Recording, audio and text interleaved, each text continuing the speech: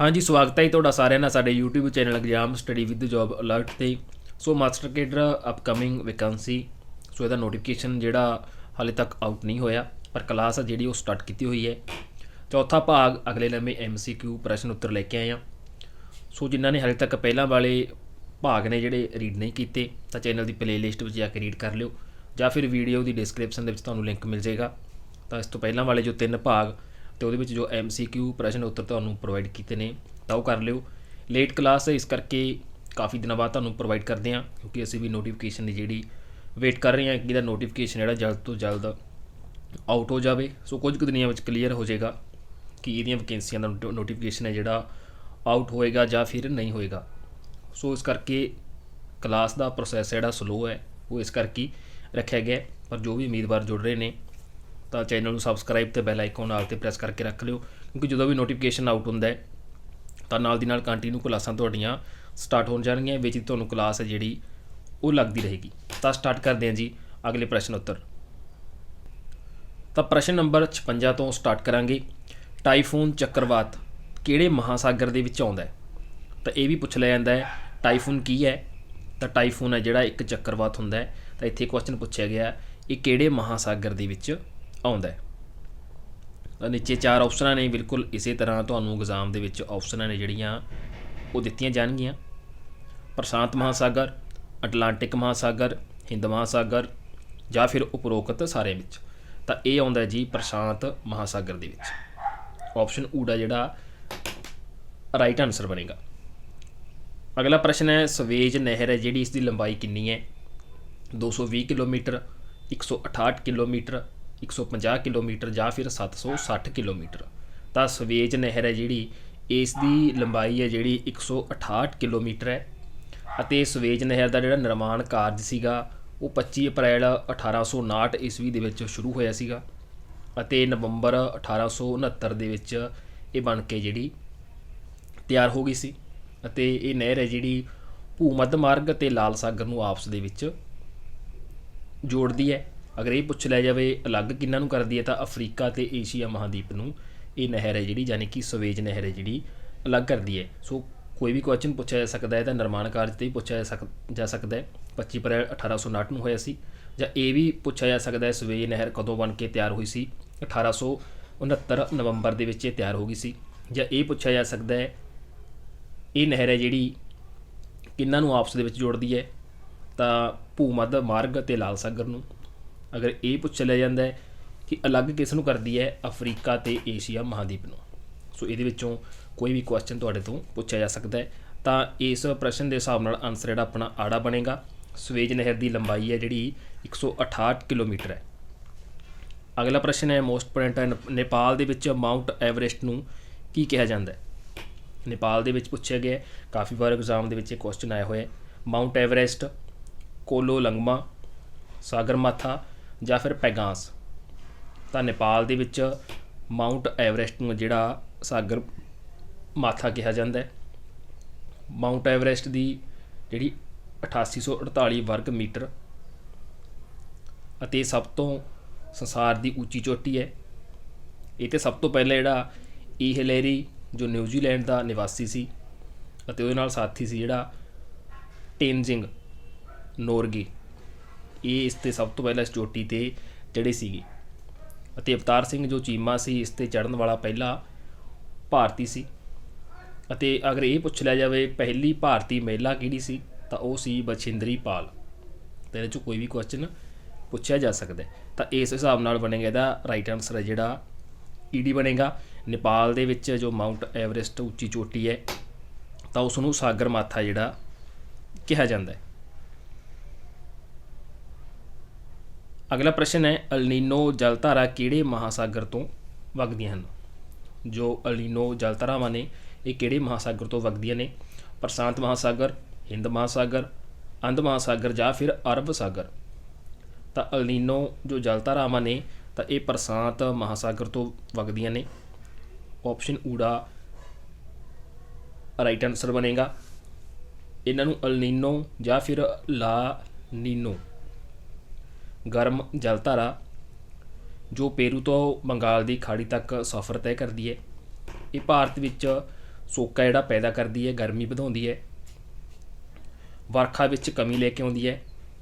ਇਸ ਧਾਰਾ ਨੂੰ ਜਿਹੜਾ ਕ੍ਰਿਸਮਸ ਦੇ ਬੱਚੇ ਦੀ ਧਾਰਾ ਵੀ ਕਿਹਾ ਜਾਂਦਾ ਹੈ, ਅਲ ਨੀਨੋ ਜਲ ਧਾਰਾ ਨੂੰ। ਸੋ ਆਪਾਂ ਅਕਸਰ ਪੜ੍ਹਦੇ ਹਾਂ ਅਲ ਨੀਨੋ ਜਲ ਧਾਰਾ। ਹੋ ਸਕਦਾ ਇਸ ਨੇਮ ਦੀ ਜਗ੍ਹਾ ਜਿਹੜਾ ਕ੍ਰਿਸਮਸ ਦੇ ਬੱਚੇ ਦੀ ਧਾਰਾ ਕਿਸ ਨੂੰ ਕਿਹਾ ਜਾਂਦਾ ਇਹ ਵੀ ਪੁੱਛ ਲਿਆ ਜਾਵੇ, ਤਾਂ ਇਹਦਾ ਆਨਸਰ ਆਏਗਾ ਅਲ ਨੀਨੋ ਜਲ ਧਾਰਾ, ਜੋ ਸੋਕਾ ਪੈਦਾ ਕਰਨ ਵਾਲੀ ਜਲ ਧਾਰਾ ਹੈ। ਤੁਸੀਂ ਇਹਨੂੰ ਯਾਦ ਰੱਖ ਲਿਓ। ਅਗਲਾ ਪ੍ਰਸ਼ਨ ਹੈ, ਦਰਖਤਾਂ ਦੀ ਉਮਰ ਕਿਸ ਤਰ੍ਹਾਂ ਪਤਾ ਕੀਤੀ ਜਾ ਸਕਦੀ ਹੈ? ਸਾਲਾਨਾ ਚੱਕਰਾਂ ਦੀ ਸੰਖਿਆ ਤੋਂ, ਟਾਹਣੀਆਂ ਤੋਂ, ਜੜ੍ਹਾਂ ਦੀ ਲੰਬਾਈ ਤੋਂ, ਜਾਂ ਫਿਰ ਉਚਾਈ ਤੋਂ। ਤਾਂ ਦਰਖਤਾਂ ਦੀ ਉਮਰ ਅਗਰ ਪਤਾ ਕਰਨੀ ਹੈ ਤਾਂ ਸਾਲਾਨਾ ਚੱਕਰਾਂ ਦੀ ਸੰਖਿਆ ਤੋਂ ਪਤਾ ਕੀਤੀ ਜਾ ਸਕਦੀ ਹੈ। ਜੋ ਦਰਖਤ ਦੇ ਚੱਕਰ ਹੁੰਦੇ ਹੈ ਬਰੀਕ ਬਣੇ ਹੁੰਦੇ ਹੈ, ਧਿਆਨ ਨਾਲ ਜ਼ਰੂਰ ਦੇਖਿਓ, ਉਸ ਤੋਂ ਦਰਖਤਾਂ ਦੀ ਉਮਰ ਜਿਹੜੀ ਪਤਾ ਲਗਾਈ ਜਾ ਸਕਦੀ ਹੈ। ਤਾਂ ਆਪਸ਼ਨ ਊੜਾ ਰਾਈਟ ਆਨਸਰ ਬਣੇਗਾ। ਅਗਰ ਪਸ਼ੂਆਂ ਦੀ ਪੁੱਛ ਲਿਆ ਜਾਵੇ ਕਿ ਪਸ਼ੂਆਂ ਦੀ ਉਮਰ ਹੈ ਜਿਹੜੀ ਕਿਵੇਂ ਪਤਾ ਲਗਾਈ ਜਾ ਸਕਦੀ ਹੈ, ਤਾਂ ਉਹ ਵੀ ਚੱਕਰਾਂ ਤੋਂ ਜੋ ਉਹਨਾਂ ਦੇ ਸਿੰਗਾਂ 'ਤੇ ਬਣੇ ਹੁੰਦੇ ਨੇ। ਤੁਸੀਂ ਧਿਆਨ ਨਾਲ ਦੇਖਿਓ, ਬਰੀਕ ਸਿੰਗਾਂ ਦੇ ਚੱਕਰ ਹੁੰਦੇ ਹੈ, ਤਾਂ ਉਸ ਚੱਕਰਾਂ ਤੋਂ ਪਸ਼ੂਆਂ ਦੀ ਉਮਰ ਦਾ ਪਤਾ ਜਿਹੜਾ ਲਗਾਇਆ ਜਾ ਸਕਦਾ ਹੈ। ਸੋ ਦਰਖਤਾਂ ਦੀ ਪੁੱਛਿਆ ਜਾ ਸਕਦਾ ਹੈ ਅਤੇ ਪਸ਼ੂਆਂ 'ਤੇ ਵੀ। ਅਗਲਾ ਪ੍ਰਸ਼ਨ ਹੈ, ਜਨਸੰਖਿਆ ਦਾ ਅਧਿਐਨ ਅਖਵਾਉਂਦਾ ਹੈ। ਜਨਸੰਖਿਆ ਦੇ ਅਧਿਐਨ ਕਰਨ ਨੂੰ ਕੀ ਕਿਹਾ ਜਾਂਦਾ ਹੈ? ਜੀਓਗ੍ਰਾਫੀ, ਕਾਰਟੋਗ੍ਰਾਫੀ, ਕੋਈ ਨਹੀਂ, ਜਾਂ ਫਿਰ ਡੈਮੋਗ੍ਰਾਫੀ। ਤਾਂ ਜਨਸੰਖਿਆ ਦਾ ਅਧਿਐਨ ਹੈ ਜਿਹੜਾ ਡੈਮੋਗ੍ਰਾਫੀ ਕਿਹਾ ਜਾਂਦਾ ਹੈ। ਆਪਸ਼ਨ ਸੱਸਾ ਸਾਡਾ ਰਾਈਟ ਆਨਸਰ ਬਣੇਗਾ। ਅਗਲਾ ਪ੍ਰਸ਼ਨ ਹੈ, ਵਿਸ਼ਵ ਅਹਿੰਸਾ ਦਿਵਸ ਕਦੋਂ ਮਨਾਇਆ ਜਾਂਦਾ ਹੈ? 14 ਸਤੰਬਰ, 2 ਅਕਤੂਬਰ, 1 ਮਈ, ਜਾਂ ਫਿਰ 10 ਦਸੰਬਰ ਨੂੰ। ਤਾਂ ਵਿਸ਼ਵ ਅਹਿੰਸਾ ਦਿਵਸ ਹੈ ਜਿਹੜਾ 2 ਅਕਤੂਬਰ ਨੂੰ ਮਨਾਇਆ ਜਾਂਦਾ ਹੈ।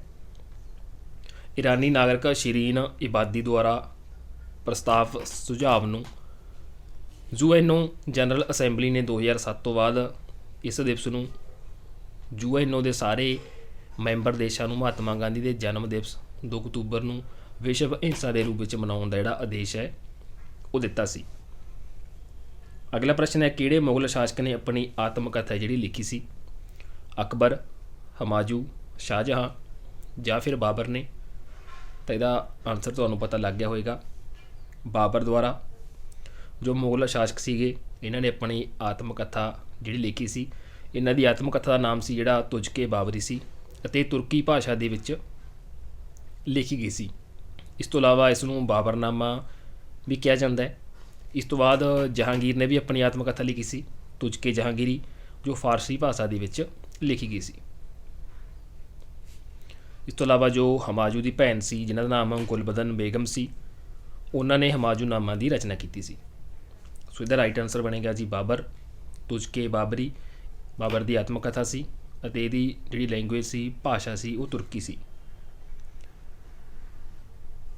ਅਗਲਾ ਪ੍ਰਸ਼ਨ ਹੈ,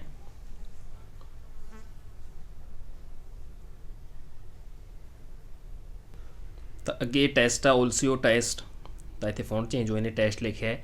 ਇਹਦਾ ਸੰਬੰਧ ਕਿਹੜੇ ਰੋਗ ਲਈ ਕਿਹੜੇ ਰੋਗ ਲਈ ਇਹ ਟੈਸਟ ਹੈ ਜਿਹੜਾ ਕੀਤਾ ਜਾਂਦਾ ਹੈ? ਏਡਜ਼, TB, ਹੈਜਾ, ਜਾਂ ਫਿਰ ਕੈਂਸਰ?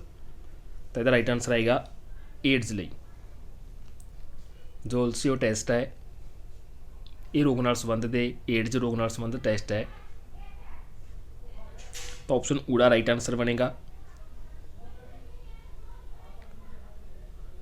ਅਗਲਾ ਪ੍ਰਸ਼ਨ ਹੈ, ਭੂਰਾ ਕੋਇਲਾ ਕਿਸ ਨੂੰ ਕਿਹਾ ਜਾਂਦਾ ਹੈ? ਪੀਟ ਨੂੰ, ਲਿਗਨਾਈਟ ਨੂੰ, ਡੀਜ਼ਲ ਨੂੰ, ਜਾਂ ਫਿਰ ਅਬਰਕ ਨੂੰ? ਤਾਂ ਭੂਰਾ ਕੋਇਲਾ ਜਿਹੜਾ ਲਿਗਨਾਈਟ ਨੂੰ ਕਿਹਾ ਜਾਂਦਾ ਹੈ।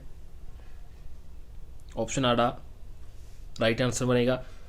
ਕੋਇਲੇ ਦੀਆਂ ਜਿਹੜੀਆਂ 4 ਕਿਸਮਾਂ ਹੁੰਦੀਆਂ ਨੇ, ਐਥਰੇਸਾਈਟ, ਬਿਟੂਮੀਨਸ, ਲਿਗਨਾਈਟ ਅਤੇ ਪੀਟ।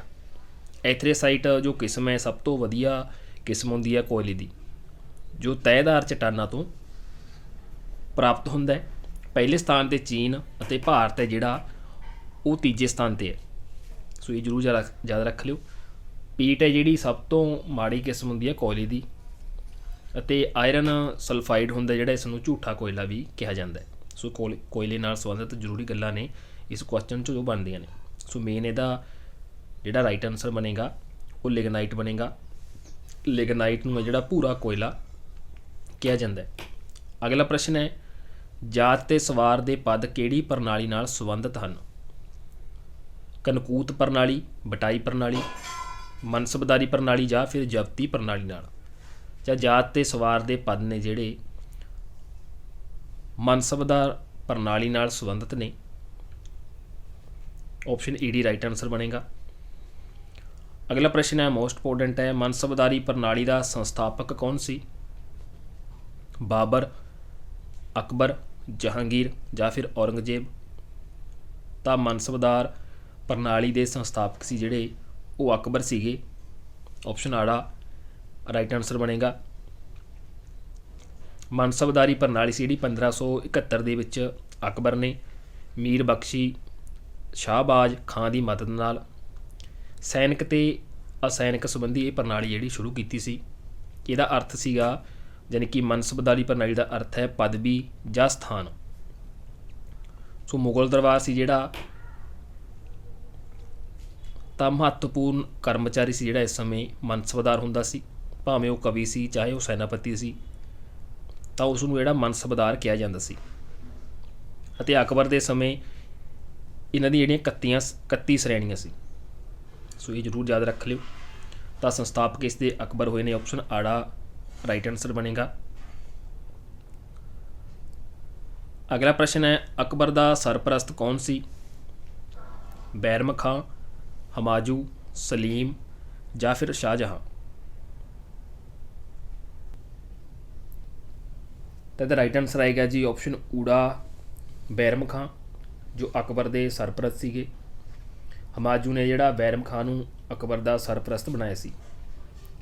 ਬੈਰਮ ਖਾਂ ਨੇ ਮੁਗਲ ਸਾਮਰਾਜ ਦੀ ਵਾਂਗਡੋਰ 1556 ਤੋਂ ਲੈ ਕੇ 1560 ਤੱਕ ਆਪਣੇ ਹੱਥਾਂ ਦੇ ਵਿੱਚ ਰੱਖੀ ਸੀ। ਇਸ ਤੋਂ ਬਾਅਦ ਜਦੋਂ ਅਕਬਰ ਬਾਲਗ ਹੋ ਗਏ ਸੀ ਤਾਂ ਬੈਰਮ ਖਾਂ ਦਾ ਪ੍ਰਭਾਵ ਸੀ ਜਿਹੜਾ ਖਤਮ ਹੋ ਗਿਆ ਸੀ। ਸੋ ਬੈਰਮ ਖਾਂ ਅਕਬਰ ਦੇ ਸਰਪ੍ਰਸਤ ਸੀਗੇ। ਅਗਲਾ ਪ੍ਰਸ਼ਨ ਹੈ, ਸੂਰਜ ਗ੍ਰਹਿਣ ਕਦੋਂ ਲੱਗਦਾ ਹੈ? ਜਦੋਂ ਸੂਰਜ, ਚੰਨ ਅਤੇ ਧਰਤੀ ਇੱਕੋ ਸੇਧ ਵਿੱਚ ਹੋਣ, ਜਾਂ ਜਦੋਂ ਧਰਤੀ ਸੂਰਜ ਅਤੇ ਚੰਨ ਵਿਚਕਾਰ ਹੋਣ, ਜਾਂ ਜਦੋਂ ਚੰਨ ਸੂਰਜ ਅਤੇ ਧਰਤੀ ਵਿਚਕਾਰ ਹੋਣ, ਜਾਂ ਫਿਰ ਜਦੋਂ ਜਵਾਰ ਭਾਟਾ ਆਉਂਦਾ। ਤਾਂ ਸੂਰਜ ਗ੍ਰਹਿਣ ਹੈ ਜਿਹੜਾ ਆਪਸ਼ਨ ਈ ਡੀ ਇਹਦੇ ਵਿੱਚ ਰਾਈਟ ਆਨਸਰ ਬਣੇਗਾ। ਜਦੋਂ ਚੰਨ ਸੂਰਜ ਅਤੇ ਧਰਤੀ ਵਿਚਕਾਰ ਹੋਣ ਤਾਂ ਉਦੋਂ ਜਿਹੜਾ ਸੂਰਜ ਗ੍ਰਹਿਣ ਲੱਗਦਾ ਹੈ, ਕਿਉਂਕਿ ਇਹ ਤਿੰਨੋਂ ਘੁੰਮਦੇ ਘੁੰਮਦੇ ਇੱਕ ਸੇਧ ਵਿੱਚ ਆ ਜਾਂਦੇ ਨੇ।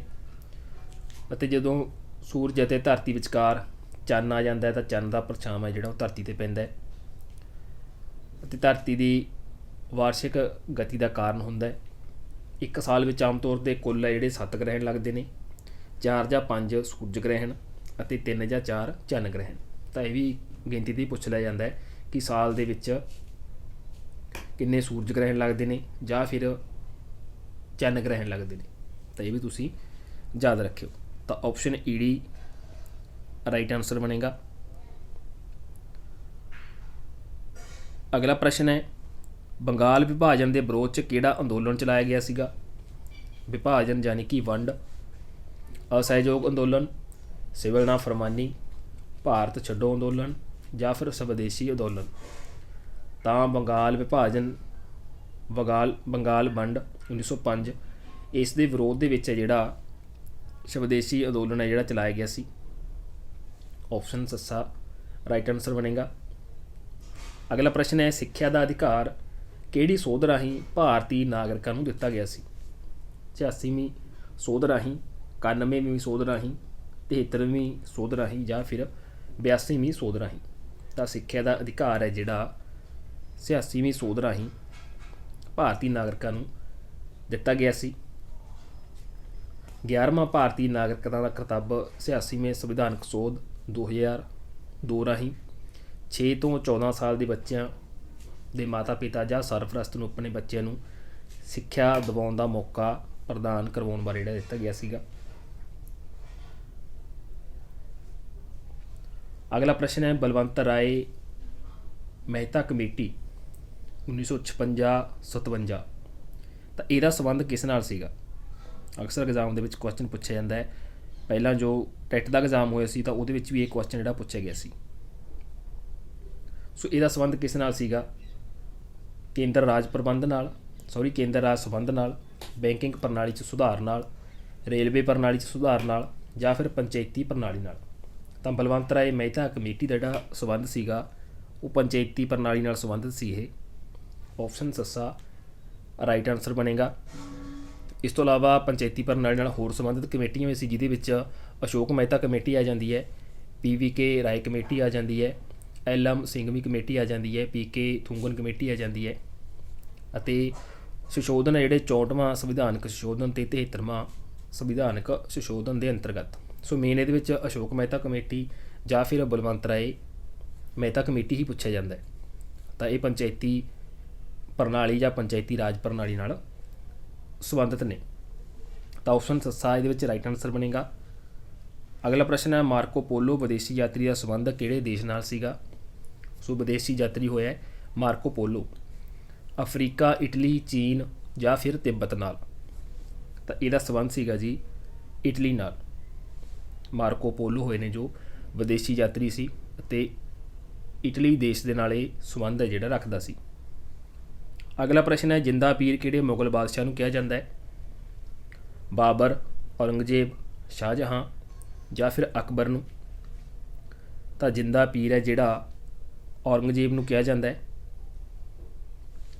ਆਪਸ਼ਨ ਆੜਾ ਰਾਈਟ ਆਨਸਰ ਬਣੇਗਾ। ਔਰੰਗਜ਼ੇਬ ਤੋਂ ਬਾਅਦ ਕਿਹੜੇ ਕਿਹੜੇ ਮੁਗਲ ਸ਼ਾਸਕ ਹੋਏ ਇਹ ਵੀ ਪੁੱਛ ਲਿਆ ਜਾਂਦਾ ਹੈ।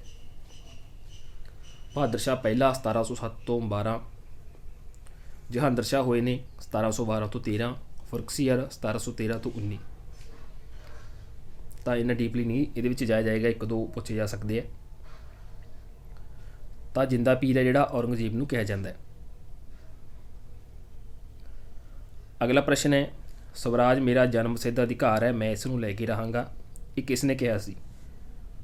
ਸਰਦਾਰ ਭਗਤ ਸਿੰਘ, ਲਾਲਾ ਲਾਜਪਤ ਰਾਏ, ਬਾਲ ਗੰਗਾਧਰ ਤਿਲਕ ਜਾਂ ਫਿਰ ਫਿਰੋਜ਼ ਸ਼ਾਹ ਮਹਿਤਾ ਨੇ। ਤਾਂ ਇਹਦਾ ਰਾਈਟ ਆਨਸਰ ਤੁਹਾਨੂੰ ਪਤਾ ਲੱਗ ਗਿਆ ਹੋਏਗਾ। ਤਾਂ ਇਹ ਕਿਹਾ ਸੀਗਾ ਜੀ ਬਾਲ ਗੰਗਾਧਰ ਤਿਲਕ ਨੇ ਸਵਰਾਜ ਮੇਰਾ ਜਨਮ ਸਿੱਧ ਅਧਿਕਾਰ ਹੈ ਅਤੇ ਮੈਂ ਇਸ ਨੂੰ ਲੈ ਕੇ ਰਹਾਂਗਾ। ਇਸ ਤੋਂ ਇਲਾਵਾ 1895 ਵਿੱਚ ਸਭ ਤੋਂ ਪਹਿਲਾਂ ਬਾਲ ਗੰਗਾਧਰ ਤਿਲਕ ਸੀ ਜਿਨ੍ਹਾਂ ਨੇ ਸਵਰਾਜ ਬਿੱਲ ਦੇ ਰਾਹੀਂ ਭਾਰਤੀ ਨਾਗਰਿਕਾਂ ਲਈ ਮੌਲਿਕ ਅਧਿਕਾਰਾਂ ਦੀ ਮੰਗ ਕੀਤੀ ਸੀ। ਤਾਂ ਇਹ ਵੀ ਬਾਲ ਗੰਗਾਧਰ ਤਿਲਕ ਨੇ ਕੀਤੀ ਸੀ। ਮਰਾਠਾ ਅਤੇ ਕੇਸਰੀ ਜੋ ਸਮਾਚਾਰ ਪੱਤਰ ਸੀਗੇ ਤਾਂ ਇਹਨਾਂ ਦਾ ਸੰਪਾਦਕ ਸੀ ਜਿਹੜਾ ਉਹ ਵੀ ਬਾਲ ਗੰਗਾਧਰ ਤਿਲਕ ਸੀ। ਇਸ ਤੋਂ ਇਲਾਵਾ ਇੱਕ ਹੋਰ ਲਾਈਨ ਮਹੱਤਵਪੂਰਨ ਇਹਨਾਂ ਦੀ, ਤਾਂ ਇਹਨਾਂ ਨੇ ਕਿਹਾ ਸੀਗਾ ਕਿ ਜੇਕਰ ਸਾਡੇ ਘਰ ਵਿੱਚ ਚੋਰ ਵਾੜ ਆਉਣ ਅਤੇ ਸਾਡੇ ਕੋਲ ਉਹਨਾਂ ਨੂੰ ਬਾਹਰ ਕੱਢਣ ਦੀ ਹਿੰਮਤ ਨਾ ਹੋਵੇ ਤਾਂ ਸਾਨੂੰ ਬਾਹਰ ਤੋਂ ਦਰਵਾਜ਼ਾ ਬੰਦ ਕਰਕੇ ਉਹਨਾਂ ਨੂੰ ਜਿਉਂਦੇ ਸਾੜ ਦੇਣਾ ਚਾਹੀਦਾ। ਤਾਂ ਇਹ ਵੀ ਹੈ ਜਿਹੜਾ ਬਾਲ ਗੰਗਾਧਰ ਤਿਲਕ ਨੇ ਕਿਹਾ ਸੀਗਾ। ਸੋ ਦੋਸਤੋ ਇਹ ਅਗਲੇ ਭਾਗ ਦੇ ਅਗਲੇ ਮੋਸਟ ਇੰਪੋਰਟੈਂਟ ਕੁਐਸਚਨ ਸੀ। ਸੋ ਲਗਾਤਾਰ ਤੁਹਾਨੂੰ ਇਹ ਵੀਡੀਓ ਜਿਹੜੀ ਪ੍ਰੋਵਾਈਡ ਕਰਦੇ ਰਹਾਂਗੇ। ਜਿਵੇਂ ਸਟਾਰਟਿੰਗ ਦੇ ਵਿੱਚ ਅਸੀਂ ਤੁਹਾਨੂੰ ਦੱਸਿਆ ਕਿ ਨੋਟੀਫਿਕੇਸ਼ਨ ਦੀ ਵੇਟ ਹੈ, ਕਿਉਂਕਿ ਫਿਰ ਇੱਕ ਜਿਹੜਾ ਬੇਸ ਹੈ ਉਹ ਬਣ ਜਾਂਦਾ ਹੈ, ਤੁਹਾਡਾ ਵੀ ਪੜ੍ਹਨ ਦਾ ਇੰਟਰਸਟ ਹੈ ਜਿਹੜਾ ਬਣ ਜਾਏਗਾ ਕਿ ਨੋਟੀਫਿਕੇਸ਼ਨ ਆਊਟ ਹੋ ਚੁੱਕੇ ਹੈ, ਹੁਣ ਤਿਆਰੀ ਕਰੀਏ। ਇਸ ਕਰਕੇ ਕੁਝ ਦਿਨਾਂ ਦਾ ਗੈਪ ਜ਼ਰੂਰ ਪੈ ਜਾਂਦਾ ਵੀਡੀਓ ਦੇ ਵਿੱਚ, ਪਰ ਜਦੋਂ ਵੀ ਜੋ ਵੀ ਵੀਡੀਓ ਪ੍ਰੋਵਾਈਡ ਕਰਦੇ ਹਾਂ ਧਿਆਨ ਨਾਲ ਜ਼ਰੂਰ ਰੀਡ ਕਰ ਲਿਆ ਕਰੋ, ਕਿਉਂਕਿ ਨਾਲ ਦੀ ਨਾਲ ਪਿਛਲੇ ਭਾਗ ਵੀ ਰੀਡ ਕਰਦੇ ਜਾਇਓ। ਸੋ ਵੀਡੀਓ ਚੰਗੀ ਲੱਗੇ ਲਾਈਕ ਕਮੈਂਟ ਅਤੇ ਅੱਗੇ ਜ਼ਰੂਰ ਸ਼ੇਅਰ ਕਰਦਿਆ ਕਰੋ ਤਾਂ ਜੋ ਜ਼ਿਆਦਾ ਤੋਂ ਜ਼ਿਆਦਾ ਆਡੀਅੰਸ ਆਪਣੇ ਨਾਲ ਜੁੜ ਸਕੇ। ਤਾਂ ਮਿਲਦੇ ਹਾਂ ਜੀ ਅਗਲੇ ਨਵੇਂ ਭਾਗ ਦੇ ਵਿੱਚ ਅਗਲੇ ਨਵੇਂ ਪ੍ਰਸ਼ਨਾਂ ਨਾਲ। ਉਦੋਂ ਤੱਕ ਲਈ ਧੰਨਵਾਦ ਜੀ।